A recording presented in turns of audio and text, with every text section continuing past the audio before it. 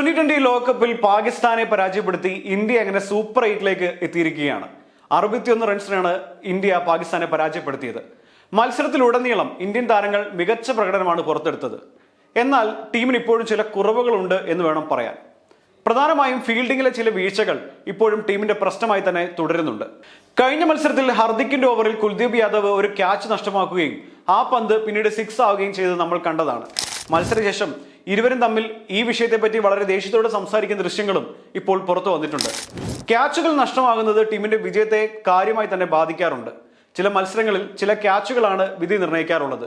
അപ്പോൾ ഫീൽഡിംഗിലെ പ്രശ്നങ്ങൾ ടീമിലേക്ക് പരിഹരിക്കാൻ സാധിച്ചില്ലെങ്കിൽ മുന്നോട്ടുള്ള മത്സരങ്ങളിൽ അതൊരു വലിയ പ്രശ്നമായി തന്നെ മാറും. ഇന്ത്യൻ ടീം ഇപ്പോൾ നേരിടുന്ന മറ്റൊരു പ്രശ്നം എന്ന് പറയുന്നത് ഓപ്പണിംഗ് വിക്കറ്റ് കൂട്ടുകെട്ട് ഉണ്ടാക്കാൻ കഴിയാത്തതാണ്. അവസരം ലഭിച്ച 2 മത്സരങ്ങളിലും 0-ന് പുറത്തായതോടെ T20യിലെ നമ്പർ 1 ബാറ്ററായ അഭിഷേക് ശർമ്മയുടെ പ്രകടനം ടീമിന് വലിയ നിരാശയാണ് ഇപ്പോൾ സമ്മാനിക്കുന്നത്.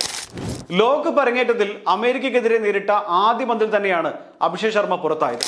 പാകിസ്ഥാനെതിരായ മത്സരത്തിലും താരത്തിന് തിളങ്ങാൻ കഴിഞ്ഞിരുന്നില്ല. 4 പന്ത് മാത്രം നേരിട്ട താരം 0-നാണ് പാകിസ്ഥാനെതിരായ മത്സരത്തിൽ പുറത്തായത്.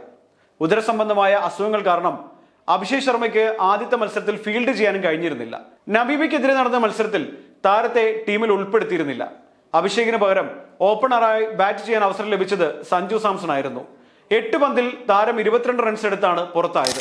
പാകിസ്ഥാനെതിരായ 3-ാം മത്സരത്തിൽ ഓപ്പണറായി തന്നെയാണ് അഭിഷേക് ശർമ്മ വീണ്ടും കളത്തിലിറങ്ങിയത്. പക്ഷേ വീണ്ടും 0-ന് പുറത്താവുകയായിരുന്നു.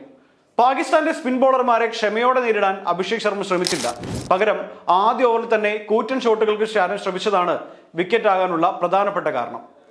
നമ്പർ 1 ബാറ്ററായ അഭിഷേകിന് കഴിഞ്ഞ കുറച്ചു നാളുകളായി മികച്ച പ്രകടനം പുറത്തെടുക്കാൻ കഴിഞ്ഞിട്ടില്ല. അഭിഷേകിന് അവസാന 6 ഇന്നിംഗ്സിൽ നേടാനായത് വെറും 98 റൺസ് മാത്രമാണ്.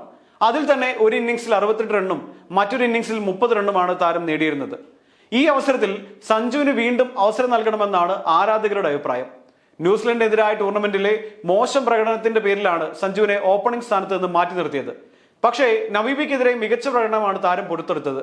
തൊട്ടടുത്ത പന്തുകളിൽ 3 സിക്സറുകളും 1 4-ഉം സഞ്ജു സ്കോർ ചെയ്തെങ്കിലും അനാവശ്യ തിടുക്കം കാരണം വിക്കറ്റ് നഷ്ടപ്പെടുത്തുകയായിരുന്നു.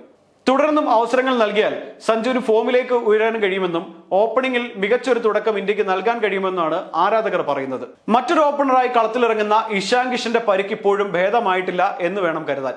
കഴിഞ്ഞ ദിവസത്തെ മത്സരത്തിൽ പോലും ബാറ്റിംഗിനിടെ താരം മെഡിക്കൽ സംഘത്തിന്റെ സഹായം തേടിയിരുന്നു. നെറ്റ്സിൽ പരിശീലനം നടത്തുന്നതിനിടെ ബൂംറയുടെ യോർക്കർ പന്തിൽ ഇഷാന്റെ കാലിന് പരിക്കേറ്റിരുന്നു. ഇതും ഇതുവരെ ഭേദമായിട്ടില്ല എന്നുള്ളതാണ് റിപ്പോർട്ടുകൾ പറയുന്നത്. ടീമിലെ ഫീൽഡിംഗിന്റെ പ്രശ്നങ്ങളും പരിക്കും ഒപ്പം തന്നെ ഓപ്പണിംഗ് കൂട്ടുകെട്ടും ഈ പ്രശ്നങ്ങൾ പരിഹരിക്കാതെ മുന്നോട്ട് പോവുകയാണെങ്കിൽ തുടർന്നുള്ള മത്സരങ്ങൾ ഇന്ത്യക്ക് വലിയ പ്രതിസന്ധിയായി മാറും എന്ന കാര്യം സംശയമില്ല. പരിക്കടക്കമുള്ളവ ടീമിന്റെ പ്രകടനത്തെ പൂർണ്ണമായി ബാധിക്കും എന്ന വിലയിരുത്തൽ മുൻകൂട്ടി തന്നെ ടീം മാനേജ്മെന്റിനുമുണ്ട്.